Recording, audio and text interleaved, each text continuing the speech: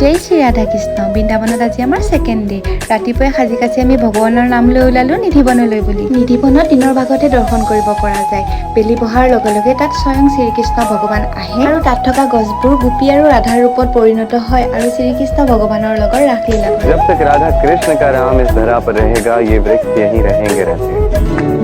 राधा कृष्ण केवल निधिवन में रास नहीं करते किंतु राधा कृष्ण का प्रेम उनका सब कुछ अब यहीं स्थापित है তাৰ পিছত আমি গলো শ্ৰীকৃষ্ণ ভগৱানৰ জন্মভূমি মথুৰালৈ বুলি এয়া যমুনা নদীৰ পাৰত অকণমান সময় কটালো